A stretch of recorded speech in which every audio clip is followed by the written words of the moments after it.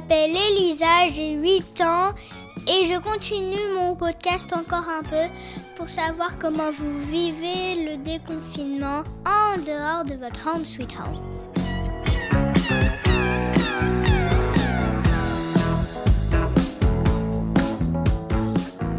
Pour ce 42e épisode, page Facebook, Constance, tout dans la tête, plein de gens. Alors, une dame qui s'appelle Constance a fait une page Facebook pour les gens qui se sentaient seuls dans le confinement. Et en plus, elle le continue pendant le déconfinement. Alors moi, j'y pense et je crois que c'est une très bonne idée. J'y aurais jamais pensé en plus, alors j'apprends encore une autre chose. Ça, c'est pour le podcast que j'ai fait avec Fous et Jeanne. Ils m'ont demandé si j'ai appris quelque chose. Eh ben, quelque chose d'autre, Fous et Jeanne. On écoute Constance.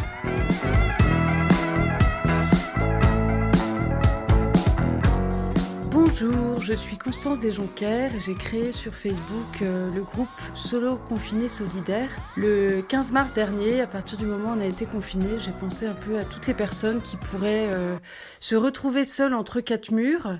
J'ai pensé un peu à toutes ces personnes qui allaient se retrouver à vivre le confinement seules et je trouvais que c'était assez dur. Et du coup, m'est venue l'idée de pourquoi pas créer ce groupe. Et j'ai lancé l'idée sur Facebook qui a pris une ampleur un succès assez phénoménal. En quelques jours, en fait, je me suis retrouvée avec beaucoup de monde qui se sont inscrits dans le groupe. Et du coup, c'était super, hyper sympa. Au début, je me suis dit, de quoi on pourrait parler ? Après tout, c'est comme si c'était un bar ouvert au grand public et que tout le monde puisse échanger comme si on était finalement tous ensemble ou comme si la vie continuait comme avant, même si ça n'avait qu'une résonance virtuelle. Et en fait, c'était très sympa parce que très rapidement, tout le monde a joué le jeu, les gens ont posté des blagues. Finalement, c'est vrai que ça crée un peu un lien. Et moi, en tant qu'admin du groupe, c'était la toute première fois que je le faisais et c'est avec de la persévérance. À un moment, je me suis dit, il faut surtout pas que je laisse tomber. Tous les jours, j'essayais de trouver sur Internet ou sur Facebook des blagues, des trucs un peu drôles à poster. Il y en a qui ont proposé des sondages, donc pour permettre au plus grand nombre de participer. Nous avons également mis en place quelques petites activités. Donc, par exemple, on a eu un concours de masques pour fêter le 40e jour de confinement. Et puis pour le 50e jour, j'ai décidé de faire la journée 50 nuances de green. Et chacun devait poster une photo de nature parce que, bien sûr, c'était un peu peut-être ce qui nous manquait tous pendant ce printemps. Et donc, tout le monde beaucoup ont joué le jeu de poster des photos de lieux de vacances, de rechercher dans leurs photos ce qu'ils avaient pour pouvoir participer, etc.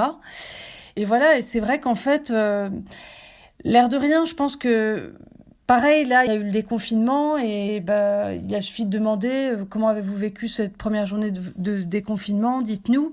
Ça permet quand même de conserver, même si pour beaucoup on se connaît pas, ça a quand même un petit peu créé des liens pendant ces quelques jours. C'est pendant ces 55 jours qu'on a vécu ensemble finalement dans ce groupe.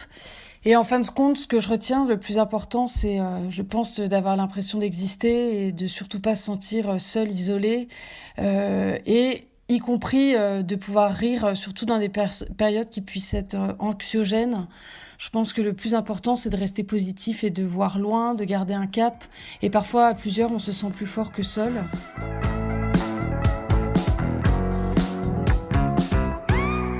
C'est quand même sympa pour les gens qui se sentent seuls.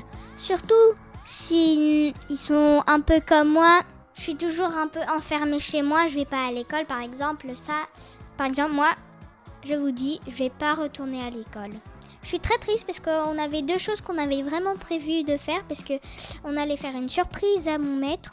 Il n'écoute pas le podcast.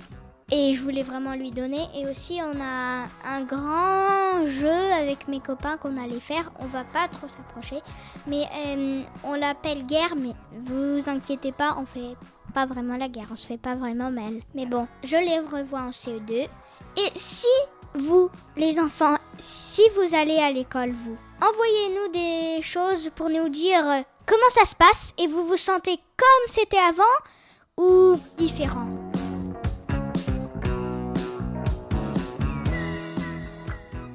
Bien sûr, envoyez-nous vos témoignages en vous enregistrant sur votre dictaphone et vous l'envoyez à marjorie.murphy@yahoo.fr marjorie.murphy@yahoo.fr.